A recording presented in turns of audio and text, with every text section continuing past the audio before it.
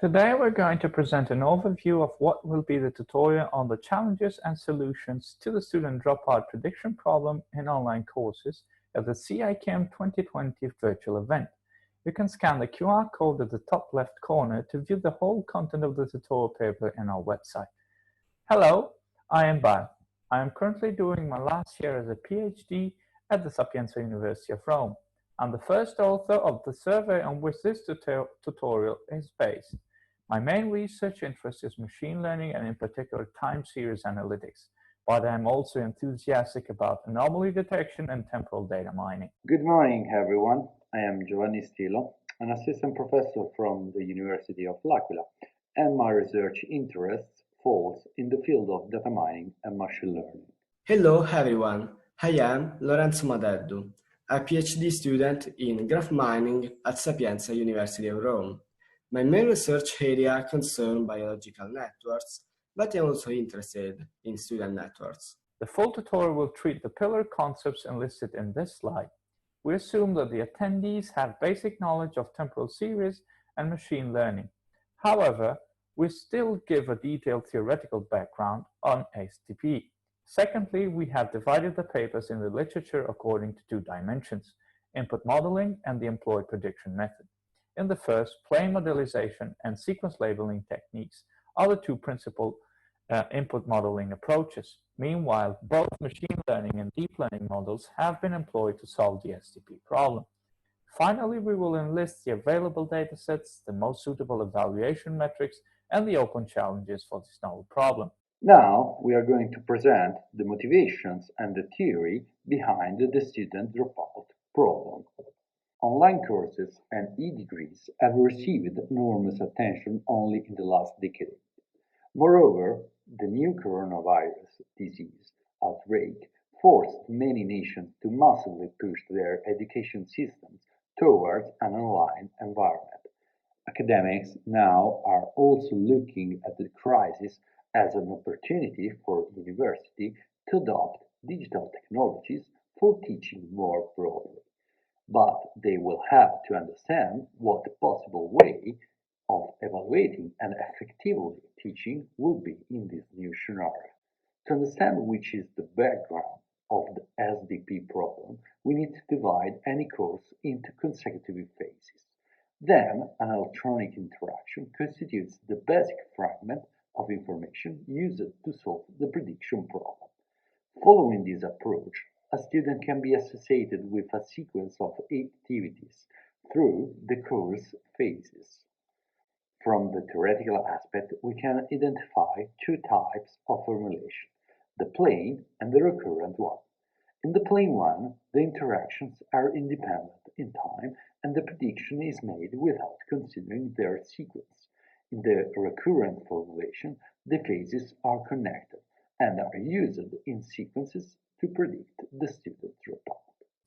To model the STP problem, researchers model student activities as either a plane modelization or a sequence labeling scheme. In plane modelization, static data such as student demographics and previous education information are used to generate the input features for the chosen prediction strategy. This implies a flat approach during the prediction phase. In other words, to perform binary classification over time-independent information. In sequence labeling, instead, data are temporally dependent. The adopted model is built upon activity time series or evolving networks. This modeling scheme allows step-by-step monitoring of the student behavior, henceforth contributing to the capability of the adopted model to identify real-time dropout cases. First, we will discuss the data used in plane modelization, such as study-related data with assessments and previous study information, demographic information, and the derived information between these two. Secondly, we have sequence labeling, such as temporal series via click streams or forum interventions, and temporal networks. These two alternative schemes considerably affect the capability to identify students prone to dropping out. Research in the literature uses several methods to solve the SDP problem. In this tutorial, we will present prediction strategies grouped in classic machine learning and deep learning methods. If on the one hand, the researcher has overexplored classic machine learning approaches, on the other hand, the rapid development of novel prediction techniques has induced a researcher to employ deep learning methods. First, we will discuss application, strengths, and weakness of classic machine learning algorithms, such as regression, decision trees, ensemble, and one-in-the-layer neural network.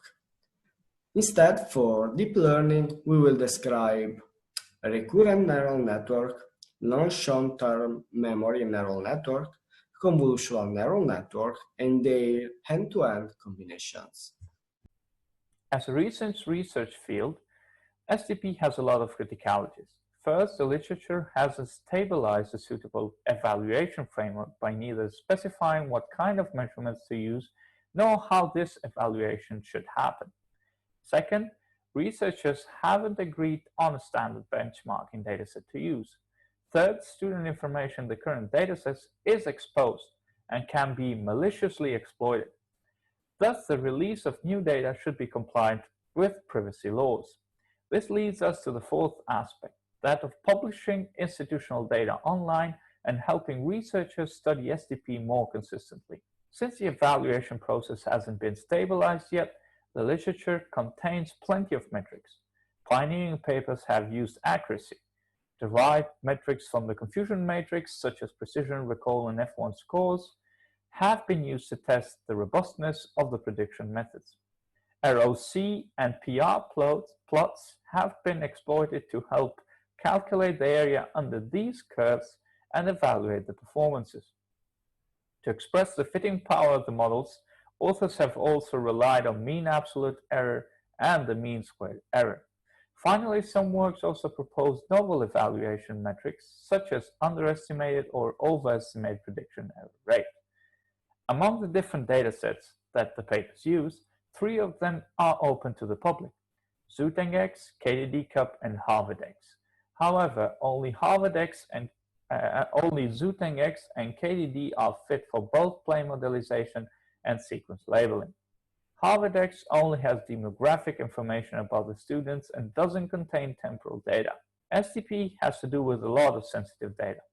When researchers use a third-party dataset, they usually defer legal responsibilities to the proprietary institution. But if researchers are interested in publishing their own datasets, we'll provide a schema for privacy-compliant publications. In detail, we'll show you how an emerging research field named privacy-preserving data mining provides you with sufficient guidelines on how to publish sensitive data. Certainly, SDP has a lot of challenges yet to be tackled. Finding common ground for benchmarking datasets and evaluation framework is of paramount importance. In this way, the performances of future strategies can be compared with one another. Researchers should focus on deep sequential methods and thus sequential labeling. Because the complexity of online degrees is more significant than those of single courses, strategies must be adapted accordingly. Lastly, besides the regular activity features employed, one should also consider the duration of each action performed. I would like to thank you, Bart and Lorenzo, for their great work, and don't miss our online tutorial on the 19th of October 2020 at CIKM 2020. Thank you. Thank you.